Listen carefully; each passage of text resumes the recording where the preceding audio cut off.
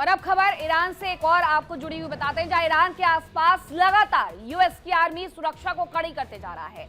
और इतना ही नहीं, जर्मनी से ट्रांसपोर्ट विमान C-5M कतर के लिए रवाना तक कर दिए गए हैं। इसके साथ जानकारी ये भी है कि मिडिल ईस्ट में यूएस बेस पर C-17 ग्लोबमास्टर भी उतार दिए गए हैं। ये जानकारी भी मिल रही है। ट्रांसपोर्ट विमान से सैन्य सामग्री लाई जा रही है, यानी एक लंबे वक्त तक ये युद्ध चलने वाला है, जिसकी तैयारी की जा रही है अमेरिका की तरफ से। वो ट्रांसपोर्ट विमानों का उपयोग करके सैन्य सामग्रियां वहां तक पहुंचा रहा है। ये युद्ध भी बड़ा होने वाला है। अब तैयारी क्या है, ग्लोबमास्टर से लेकर के C-17 ग्लोबमास्टर से लेकर के और भी जो सैन्य उपकरण है उन्हें रवाना कर दिया गया है। बाकायदा इसके लिए ब्रिटेन की भी मदद ली जा रही है, फ्रांस की मदद भी ली जा रही है, कतर की मदद भी ली जा रही है। कतर के एयरबेस तक अमेरिका ने अपनी ये तैयारी करके रखी हुई है। अब आप ये समझ लीजिए कि मिडिल ईस्ट के समीकरण किस तरीके से यहाँ पर बदलने वाले हैं, क्योंकि मिडिल ईस्ट में जहाँ एक तरफ तैयारी ईरान को घेरने की है, तो मिडिल ईस्ट की बहुत सारी ऐसी कंट्री है जो कि अमेरिका का फेवर करते हुए नजर आएंगी।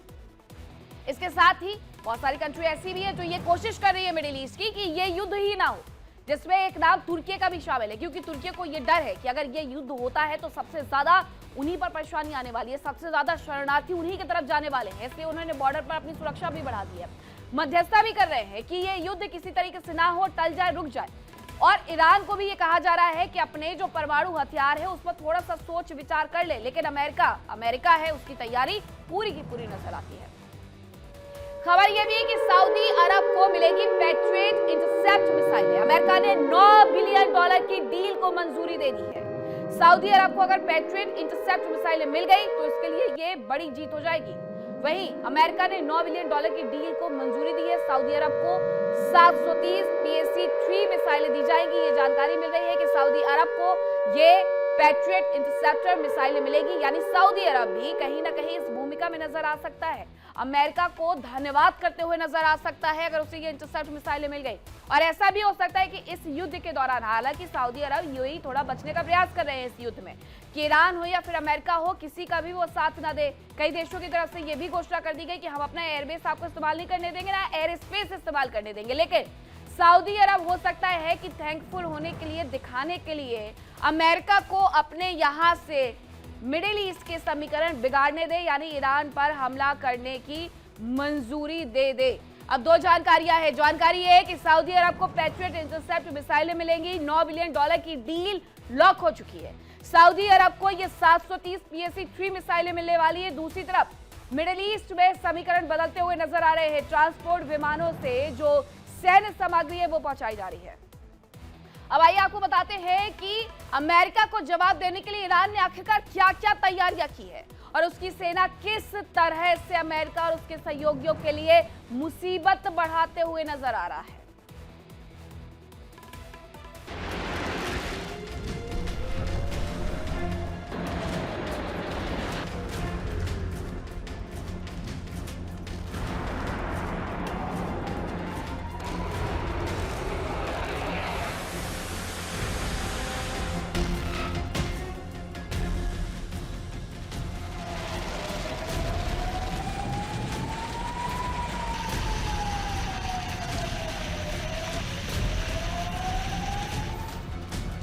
अमेरिका और ईरान के बीच तनातनी काफी बढ़ चुकी है।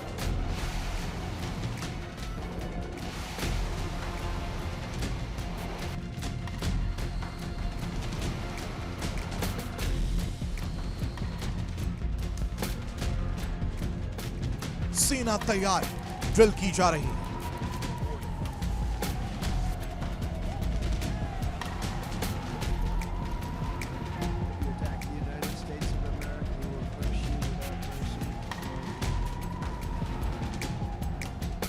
इस बीच कूटनीतिक दबाव बनाने की कोशिशें भी की जा रही हैं।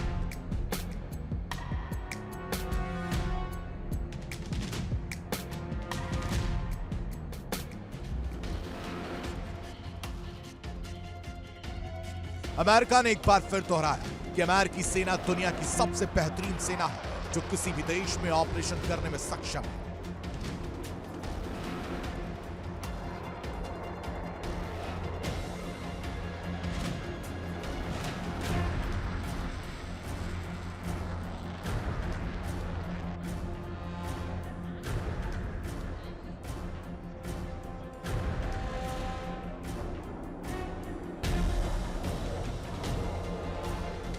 They have all the options to make a deal.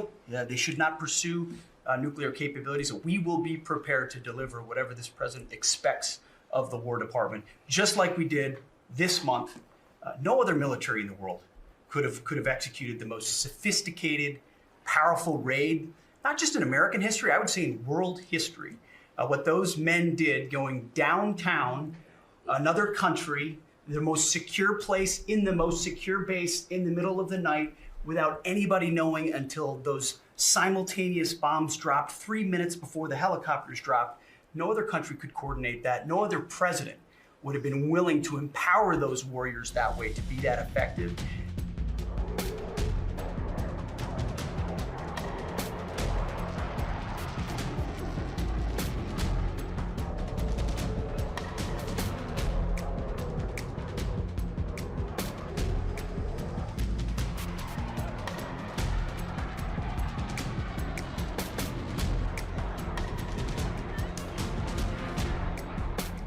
उधर ईरान ने भी साफ कर दिया है कि अमेरिका के लिए जंग शुरू करना तो आसान होगा, लेकिन उसके बाद ऐसी बारूदी बारिश होगी जिससे अरब समेत पूरी दुनिया कांप उठेगी और ऐसी तबाही फैलाने के ईरान की सेना को आदेश दिए जा चुके हैं।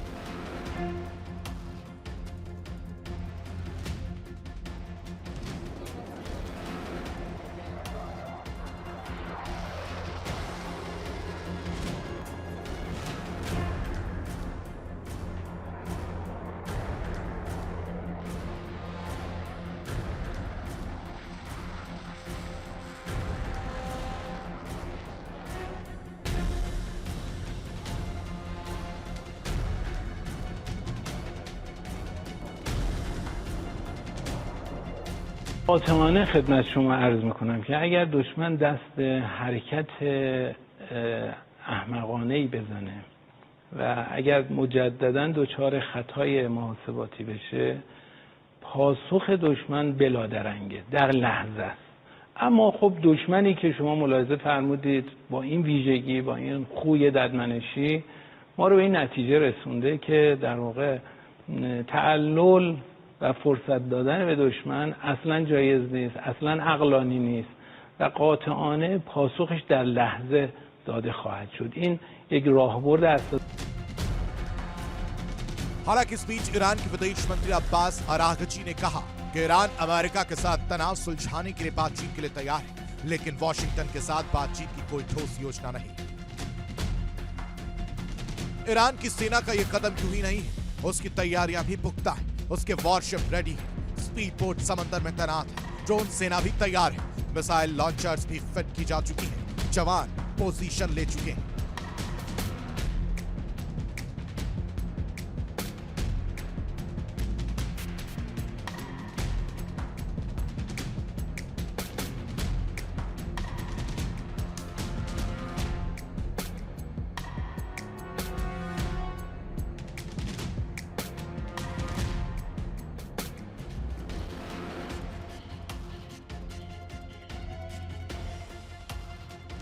ईरान पिछले साल जून में हुए युद्ध के बाद से काफी मजबूत हो चुका है, इसका अंदाजा अमेरिका को भी है।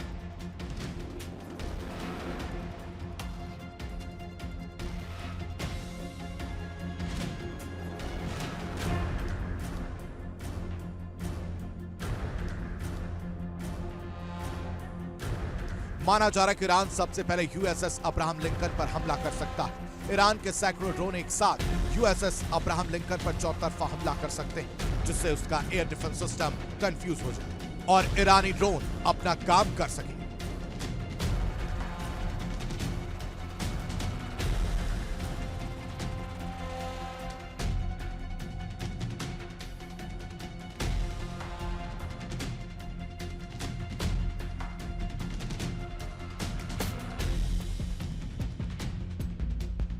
ईरान के पास समंदर में सैकड़ों छोटी छोटी बोट हैं, जिन पर रॉकेट फिट किए जा चुके हैं, जो अमेरिका के डिस्ट्रॉयर और दूसरे जहाजों पर हमला कर सकती हैं।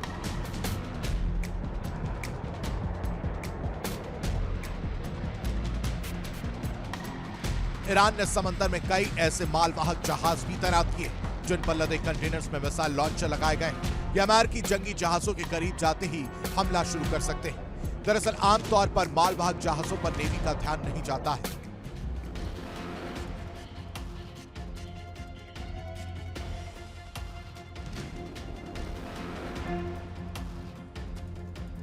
ईरानी मीडिया के मुताबिक ईरान की हर सशस्त्र शाखा में 1000 ड्रोन जोड़े गए। फारस की खाड़ी में भी ड्रोन की तैनाती की गई। यहां तक कि अमेरिकी aircraft carrier USS Abraham Lincoln की निगरानी भी ड्रोन से की जा रही है।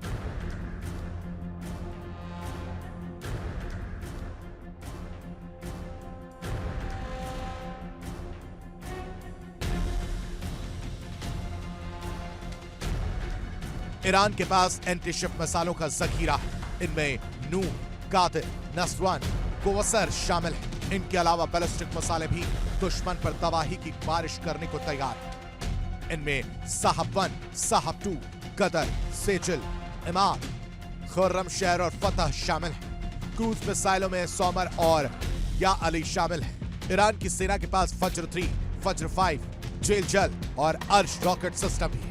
इनके अलावा ईरान के तरकश में शाहिद 129, शाहिद 136, मुहाजर और अर्श 2 जैसे ड्रोन भी शामिल हैं। ईरानी सेना के पास F-14 Tomcat, MiG-29, F-4 Phantom, Su-24 fighter jet भी है। ईरान ने धमकी दी कि अगर अमेरिका ने हमला किया तो स्टेट ऑफ हॉर्मूज को अमेरिका जवानों की कब्रगाह बना दिया जाएगा। ईरान की सेना समंदर में माइंस लगा सकती है तो अमेरिकी नेवल बेड़े से टकराकर उन्हें तबाह कर सकती है।